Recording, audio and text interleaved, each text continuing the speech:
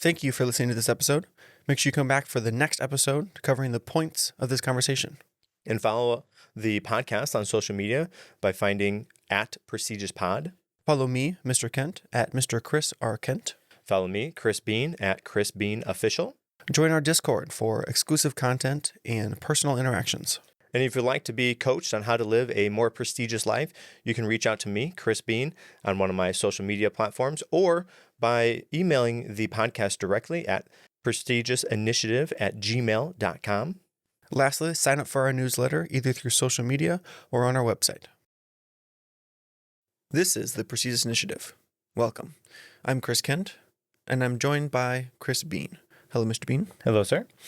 Today, we're also joined by a remarkable guest, Kevin Dunlap, a seasoned entrepreneur and author of many insightful books.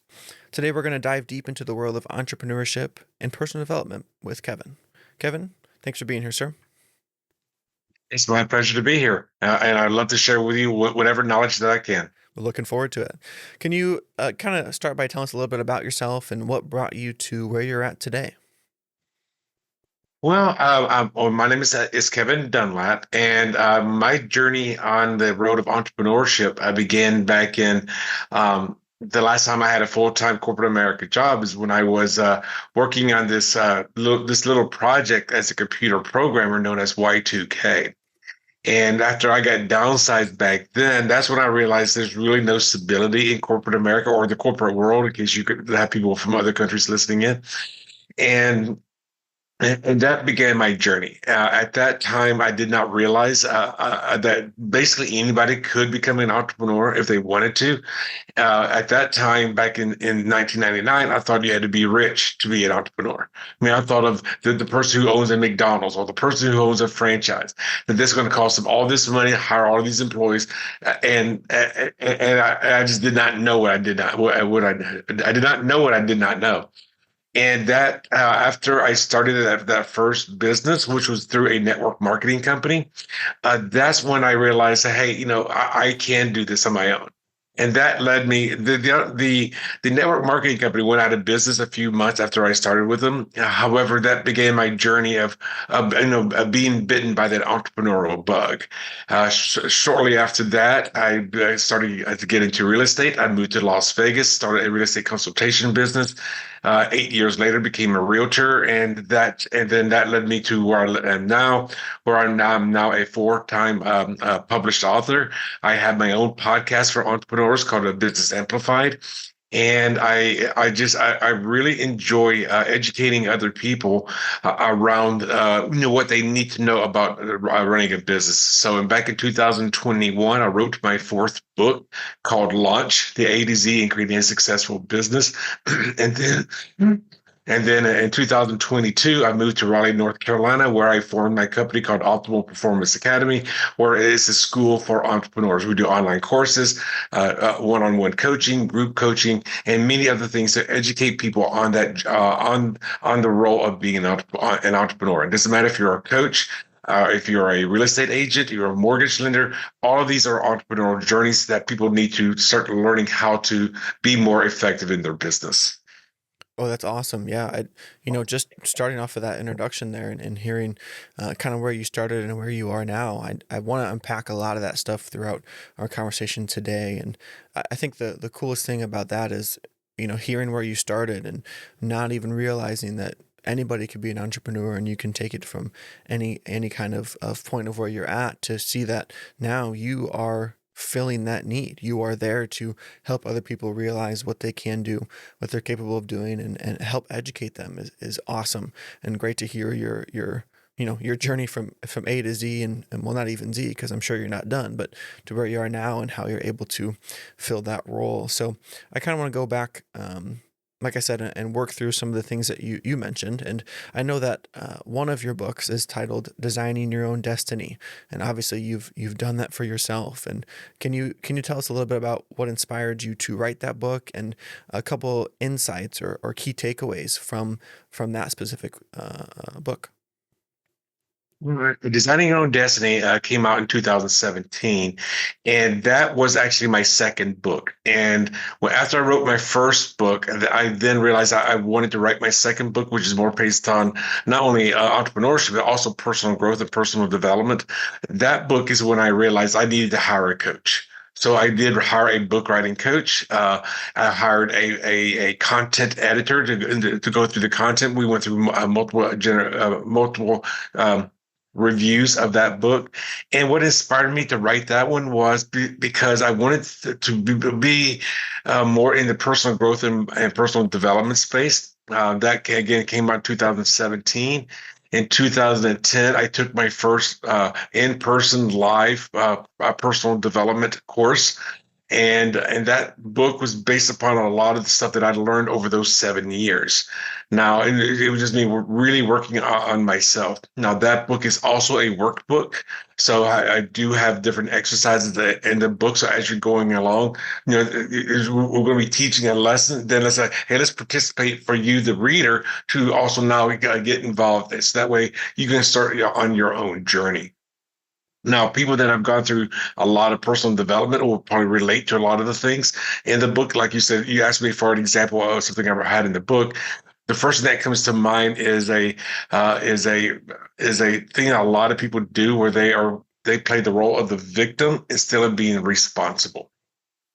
As an example, say, "Hey, this happened to me," or and this, and let me cry my eyes out about this. But then, what? Then, if you look at it back from, let's say, from a let's say an android's perspective, like what decisions did you make that led you to where you are today? That led you to that position. For an example, I would often say back in 2015-16, I felt very victimized by a relationship that I was in. But then I realized at that time I chose to be in that relationship. I chose this type of person that would be that would actually that inevitably would be the reason why that relationship turned out the way it did. So me being responsible for those choices is what I learned. And this could be applied to, I don't care if you're in relationships, in your business, whatever your outcome is based upon choices that you've made before that outcome occurred.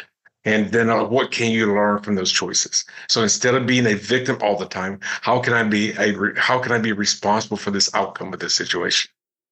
Oh, that's powerful. Yeah, I know that perspective and mindset are huge when you're dealing with, any kind of situation, or especially as you mentioned, working on personal development. When you can start to kind of have that mind set shift, and then kind of think about things differently. It's a first step, and kind of taking ownership and taking control of your life in many ways. And I think it's something that a lot of us don't come by naturally. And so having someone that can help us realize that, and kind of develop that skill is crucial. And it's great to hear that you're already in that position, doing that work with other people and for other people too. There's a quote that I came up with, and it was probably in 2022 that I came up with it. It says, "Abundance and scarcity are the opposite sides of the same coin. Which side are you facing?" Yeah, there you go. Big perspective shift there. Trying to figure out that for yourself is huge. And speaking of personal development and mindset, why do you think that these aspects are crucial not only for individuals, but specifically for entrepreneurs who are seeking success? Well, oftentimes I think entrepreneurs are their worst critics. They're going, they're going to look at, why am I not getting this? Why am I not getting that? And by having the right mindset, by coming more from an abundance mindset, instead of saying, "Hey, Chris, you're my competition," instead of saying, "Hey," I can now look at it from, "Hey, Chris, how can we be collaborators?" Mm, And that's one of the things I learned back in my real estate business back in Las Vegas.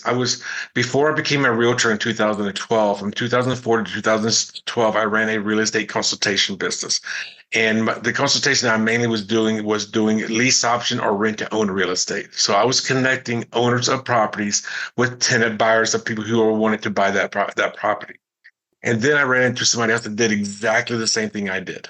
Exactly the same thing. We even had the same pricing structure. And then and his name was Jim, and I could have looked at Jim and said, "Hey, you're my direct competitor. You know, I'm going to try to beat you." And instead of doing that, Jim and I sat down, had a couple of beers together, and then that began a multi-year collaborative relationship. Say, I looked at Jim instead of being my competitor. I said, "Hey Jim, how can I market your homes? How can you market my homes?" I just doubled my inventory. The tenant buyers that I'm attracting has more houses to choose from, and the owners of the properties now have two marketing companies marketing the same property without them paying a single extra cent. So, like, how do we make that a win-win situation? And I'm going to say, and I want to challenge that with any of the listeners out there. If you're an entrepreneur, instead of looking at, hey, this person's my competitor, like, how can we help each other out? How can I send you business and maybe get a referral fee? You know, or somebody like there was another lady that I worked with for a long time, and this is back during the housing crisis, and her and I had completely opposite personalities. So I'm more of a laid back, let's be friends, whatever. And she was a very aggressive type person. And we formed the company. Like, say, hey, if Chris were to come up to me, like, "Hey, who do you relate more? Do you relate more to the aggressive person, or the more of the laid back, more of a passive person?" So we complemented each other. So we're out there doing business, and you find other people doing something similar. Instead of say, "Hey, how can I beat you?" So how can we actually help each other out? And that's going back to the same thing of the quote that I just said. Abundance and scarcity are the opposite sides of the same coin. Instead of say, hey, we're going to try to compete with each other because we're coming from a scarcity mindset. How do we come from an abundance mindset? If I help you, that's going to help me, is how I look at it. Yeah, absolutely. And you can, just from those two stories alone, you can see how not or your mindset approaching those situations definitely shape the outcome and opportunities of it. If you would have approached both those situations, like you said, viewing the person as a competition or viewing the person as someone to compete against that is out to get you, you're going to be exactly where you are or worse off, because you're going to start going down a different path. But when you can open up that situation and try to build a relationship, try to look at it and more of the abundance mindset, you opened yourself up to double what you had before, and you're building relationships and you're offering things you couldn't offer before because you're able to work with what you have. And that simple mindset shift is what puts you where you are. And it's, again, simple, not always easy for us to overcome the way we feel, but just taking that step and trying to look at it from the abundance mindset rather than the scarcity mindset, and thinking to yourself, hey, how am I viewing the situation? Coming up on somewhere and taking some time to reflect on how you're approaching it, how you're dealing with it is big. I really like the quotes and the insight there. Thank you for sharing. And of course, and the thing is, if one of the things I would say, if something is not working for you, how can you reframe it? If you understand neuro linguistic programming, or NLP, reframing is a huge thing. And all reframing is you get the same picture, but you take away that negative frame and you put the positive frame around it. It's just looking at it from a different perspective. And if you look at it from a non-emotional, different perspective, what other decisions can you make? Yeah, absolutely. Yeah, we recently talked to an NLP coach, and that was my first experience with that kind of um, approach to anything. But I can see the benefit of it, and clearly here you are too, reaping the benefits of that kind of thinking. And speaking of the role of mindset in your business, when entrepreneurs are trying to develop this mindset, helping them to overcome their challenges and achieve their goals.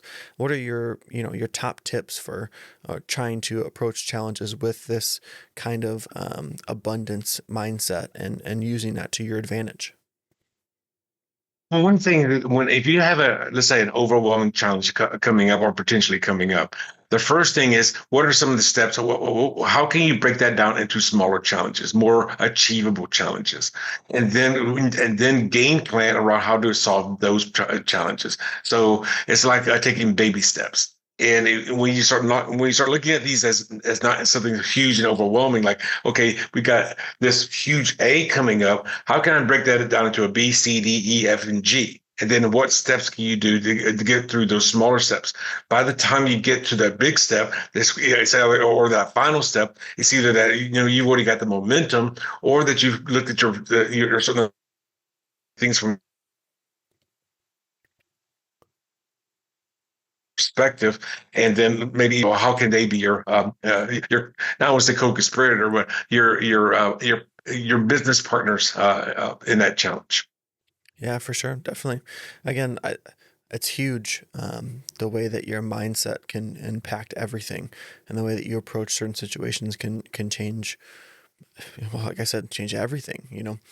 And so I kind of want to go back a little bit, because we've talking about your transition throughout the years of different roles, different positions, and different kind of careers that you're pursuing. And so, I would think one of the big changes for you was moving from real estate into business coaching. And I'm just kind of curious, what inspired that shift, first of all, and then how did you kind of work through that? Because I think the idea of changing careers, the idea of pivoting or doing something different than what you've done for a long time, can be intimidating, and can be tough. So I'm just kind of curious again, what inspired you to change from one to the other, and how did you go about that when it doesn't always the easiest thing to do? I decided in early 2020 get completely out of real estate. So now I made that conscious choice, and I got completely out of real estate. For the next year, I mean, I took on a job with the federal government. I was what they called the lead census field manager, which basically meant for the U.S. Census Bureau. I was in charge of all field operations for the 2020 head count in Southern Nevada during COVID and race riots and distrust of the federal government and all of that.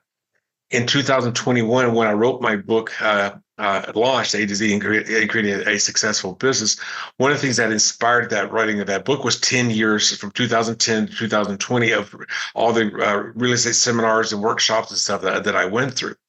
One of the things I realized, and I'm going to go back specifically to real estate, is how many people who got into real estate thinking that they're going to be selling these multi-million-dollar homes on their very first transaction, when they don't even know how to even find the first client.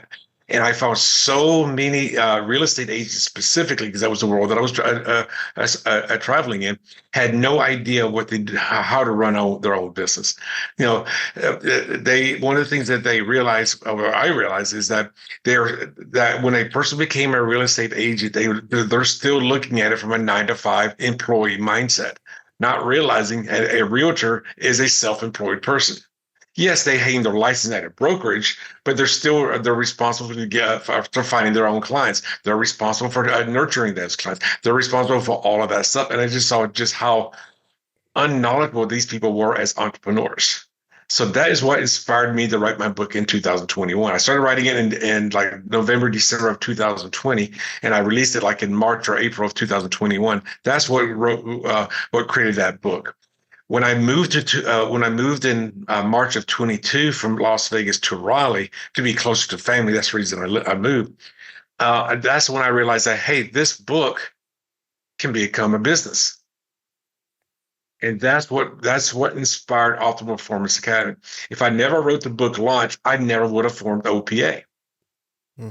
OPA was basically getting my book and then making courses around different chapters in that book.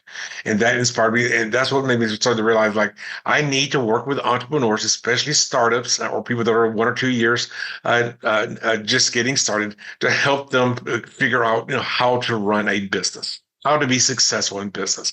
And I'm not going to be talking to you like you see those Facebook ads or Google ads on, hey, get 10,000 clients that pay you $100,000 an hour for your job. No, that's not about me. My stuff is more like, why should you have a business plan? How do you write your business plan? How do you create your vision statements, your mission statements, your taglines? What color? So I go into the nitty gritty details of running a business. It's stuff that people often tend just to ignore, not realizing that these are all integral parts of your business. For an example, if you have a business and you don't have a tagline, the tagline is going to be one of the things that you need in order for people to remember who you are.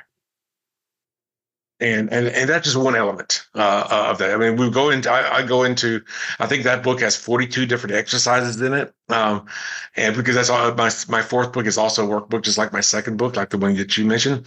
But the thing is, what are the nitty gritty details, the day to day operations that you need to be doing in order to run a successful business, especially if you're a solopreneur. Yeah, once again, hearing your story and where you're coming from, you are having firsthand experience with these areas and things that uh, are affecting so many people, and you're seeing the need for education. You're seeing the need for help, for coaching, for to people to learn what's going on. And you could look at it from the scarcity side of it and say, man, there's no good place to find this information. There's so much need for this information, and then we could do nothing about it. But you're coming at it from the abundance perspective, where, hey, there's so much need for this. How can I make a difference? Here's this workbook, and developing the optimal performance academy, and working with people. And again, I think our whole conversation has been saturated in this idea of mindset and how far that can get you. And again, it's great to hear you have that abundance mindset, and you're doing something about it. You're recognizing a need and filling it. And this is just another way that you've been able to kind of do that. And it's I think if we all kind of viewed things from that mindset, the world would be a lot different, and things would be a little better off. I agree. I don't know if you know this or not, and I'm assuming your listeners don't. Is that my third book is called The Winner's Code: The Secrets of the Winner's Mindset, and that book is completely about mindset. And I talk about the 8 different mindsets in that book, and only one is going to be productive. And it's right there on the cover. It's called The Winner's Mindset. How can I make this a win-win situation? Win for my client, win for my competition, win for my partners, win for society, win for family. How can I always coming at it from an abundance mindset as well as the winner's mindset, as far as how can we make this a win-win situation? Absolutely. Another great insight, and a good book to check out. I want to go back a little bit and continue talking about the Optimal Performance Academy. I know you kind of went through a little bit of what it is and what's kind of involved, but can you break it down even more for us? What types of training programs do you offer to entrepreneurs through that? We are continually growing in our courses. At the time of this recording, we have 19 recorded online courses that people can take. I do work one-on-one with people. I also do work in small groups, and we have different levels of coaching. For if you're just starting out, we have our more basic program where it's, hey, let's go to the nitty-gritty of how do you find clients, how do you determine who your client is, who your ideal client is. Then we get more advanced, like the second level is like, okay, now we're going to start doing workshops and webinars and such. And then my third level course is how do you create 60 and 90-minute talks that you're going to be giving from stage. Like now you're going to be, hey, you're going to be hired, or where you're either getting paid or you're going to sell from stage. And if you're standing up there to talk to, say, 300 people, how do you create a talk that is engaging to inspire those 300 people, to inspire them to want to work with you? So it all depends on where you are in your business. I would never say, hey, you decided you just got your business license. Hey, let's throw you on stage in front of 500 people. Like that person is not ready for that yet. Absolutely, yeah. And it's great to have that, the different levels or different kind of approaches, because like you said, not everyone's at the same spot, and one person might be looking for something different. But not only do you have something for that level, but each level or each kind of thing that you're looking for. And I think you mentioned writing one of your books that you sought a writing coach, and I think that Mhm. often people need help, but don't seek it. Often people could use some help, but don't go out looking for it for whatever reason, whether it just be, maybe a financial thing, or they think that trying to find help is claiming defeat, or whatever it may be. I think that uh, seeking help, there's nothing wrong with it, number one, but number two, it can put you in such a better position, having someone help you, coach you, bring you along, and make you better.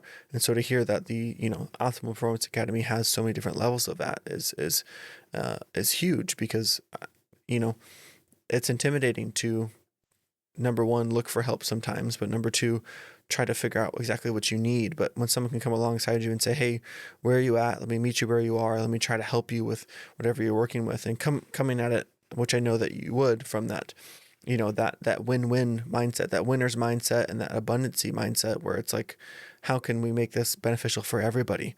I think is a great tool to have, and many people can benefit from it. And again, it's a tough process in the first place, but being able to come at it with such empathy and well thought out program, and being able to work with people is great. So I love to hear about that. Well, one of the things I've said for a while now, and if you really think about it, it would make sense, especially if you've hired a coach before in the past. The first thing is going the free route is by far the most expensive journey, by far. And it's because if you're not willing to invest in yourself and into your education, then it's going to take you months, years, decades to learn that thing. For an example, I want to learn how to be a brain surgeon, but I don't want to go to college. I want to go the free route. I want to watch YouTube videos so I can become a brain surgeon. Like, you're not going to be very successful at that career. But entrepreneurs all the time, they say, "Hey, I don't want to pay for a coach. I don't want to pay for a business coach, a life coach, or whatever it is, fitness coach. I'm expected to become a millionaire within the next 1 year." Like, you have to start learning to invest in yourself. I mean, look at anybody that is a professional. Have you seen any, let's say a football player, have you seen any football player who had never had a coach be successful in playing football? Maybe they had a high school coach, they had a college coach, they had a professional coach, an offensive coach, a defensive coach, a head coach. The same thing with any actor. They're going to take voice lessons. They're going to take acting lessons. Getting coaching just basically means it's going to somebody else who is more knowledgeable than you on a particular subject to help you shorten your learning curve and to become a lot more effective. Yeah, that's a good perspective on that too. You know what? Why uh, why not seek the help that you can, even if it's going to cost you a little bit up front? It's gonna help you along the way, because you're going to be set or put on the right path, or have some advice to help you get in the right direction, rather than, maybe you go down the wrong path 5 or 6 times and it costs you much more than it would to kind of seek that advice in the first place. Like I said, a lot of people I think are against the idea, but when you think about it, you're investing in yourself. You're invested in your success and your improvement, and that's what it is. It's an investment. You're getting something out of it. It's going to make you better afterward. So I think it's definitely worth it. And depending on how you look at it, it can be more than worth it in a lot of cases too. Which kind of brings me to my next point, and speaking about the Optimal Performance Academy as well.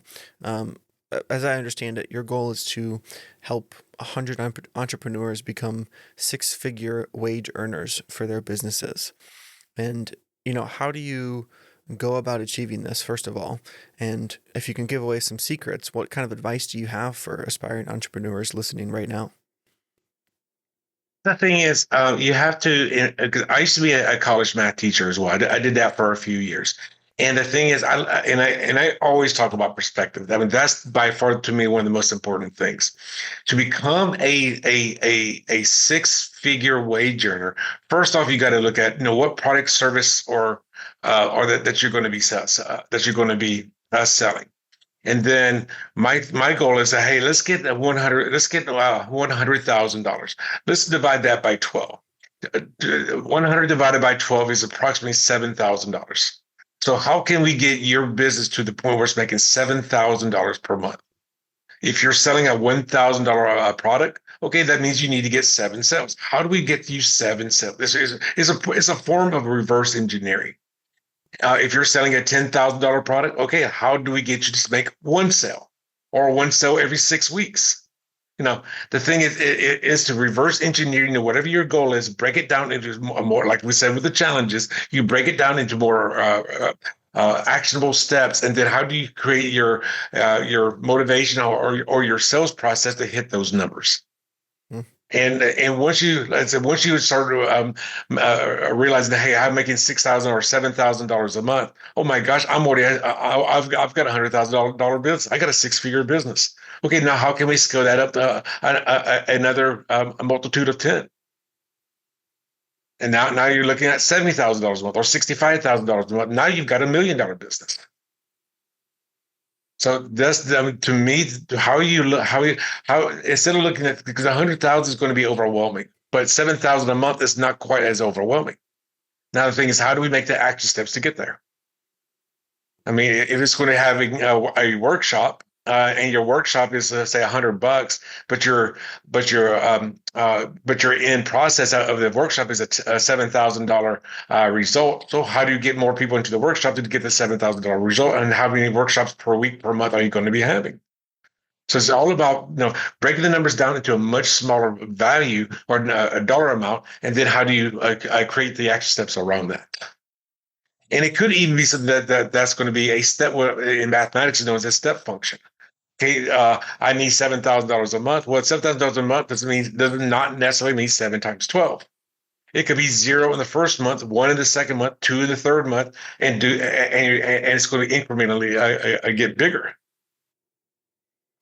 Yeah, and hearing you break down that kind of goal from the $100,000 to each month, and then working toward that, it's great because we talk a lot on this podcast about goals and goal setting and values and systems and things like that, and that's a strategy we use not in our business life, so to speak, but in our personal life. We have a goal. Start with your end goal, and then break that down, and then break that down, and then break that down even smaller into those more attainable, smaller kind of chunks, and then take actionable steps or set in place actionable steps to achieve those, and then just stick to the plan over time. And it's great to hear that applies to personal life and business life, and I'm sure it can apply to many other things too. But working that way isn't always everyone's first thought either, because you think, like you said, I think, oh man, $100,000 is a huge number. I'm never going to make it there. So I'm just going to give up on my goal, or I'm not going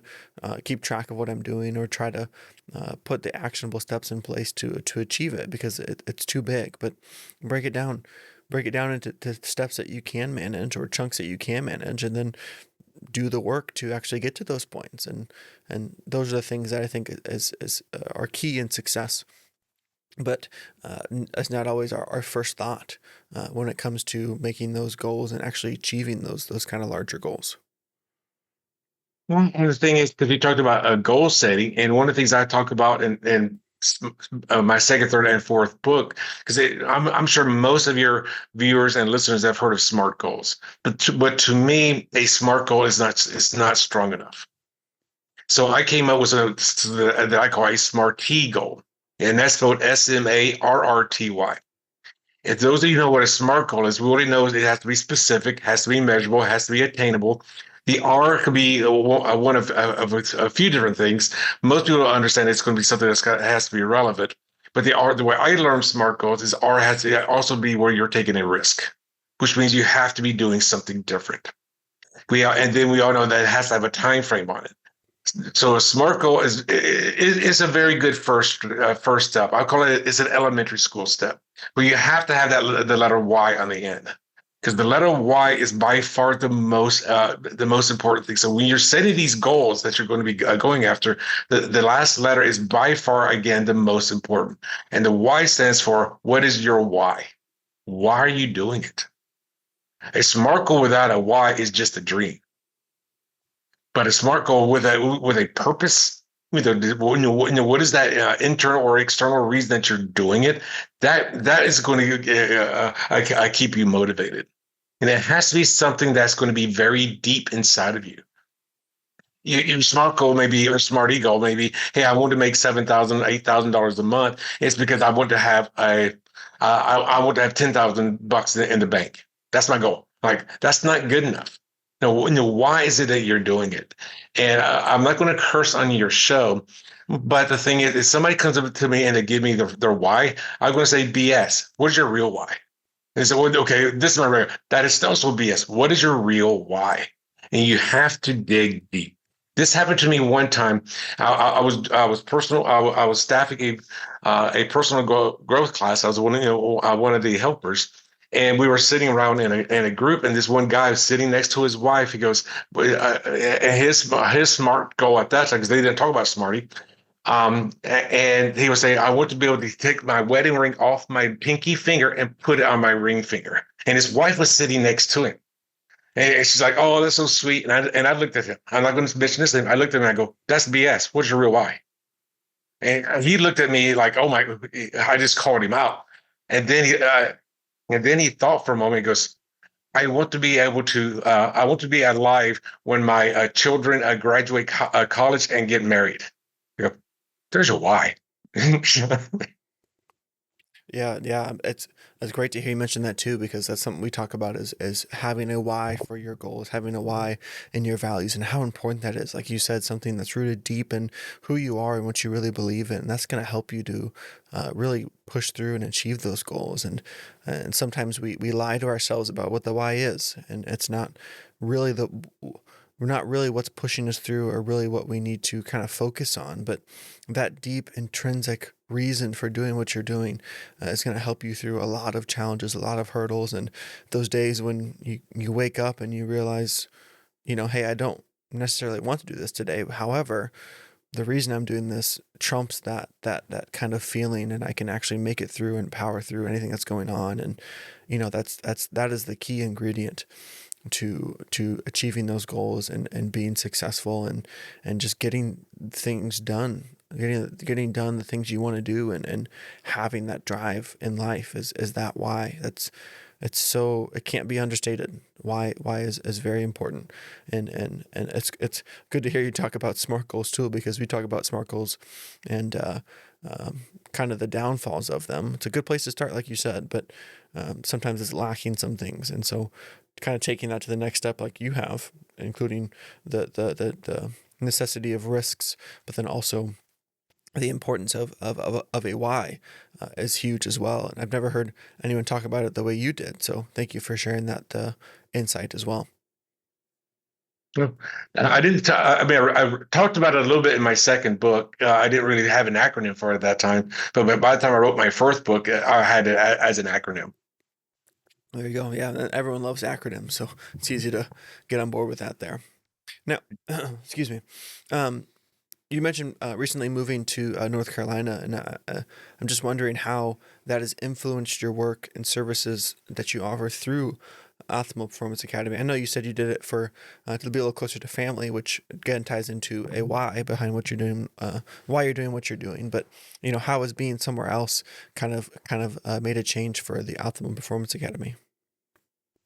North Carolina is a very green state. I know it rains a lot here, not like Washington, but it rains a lot here, in the big cities here. When they designed the cities, they designed it to be to welcome nature. Now, I lived in Las Vegas, which is known as Sin City. If you live in Raleigh, it's known as Oak City because of all the oak trees. So it is very, very, very green. So that's very influential in me. And since I am international, one of the I don't say the negative things, but one of the more difficult things about living in Las Vegas was I was in the Pacific time zone, which meant I was 8 hours off from the UK. Now that I'm in Raleigh, that 3 hour difference that does make a big difference. So it helps me to become a little bit more international, being on New York time, being in the Eastern time zone.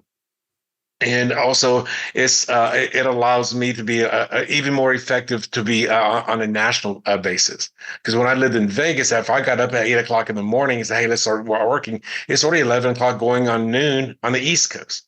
So, but now on the East Coast, now I can get up and say, "Hey, I know at 9 o'clock in the morning it's only 6 a.m. Pacific time, but I can now start handling. I can start handling New York kind of work, and then as the day goes on, then I can start, kind of hovering or moving back over to the West Coast." Yeah. Yeah, very good, very good. Strategic plan there, kind of working with some of that. And like you said, being in a green state, I'm sure does a lot for your mood and your kind of composure there as well.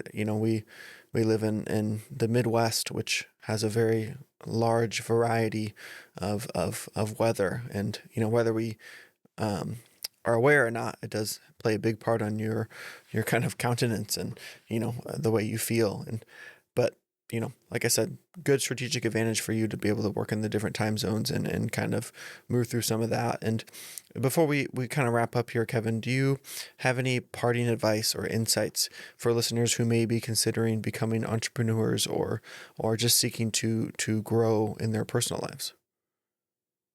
My high suggestion is that even though you're going to be a solopreneur, or a word that I'm trying to coin is what I call a bipreneur, that's when two people are working together. Uh, this is not a lone journey. You need to find other people who are on a similar path.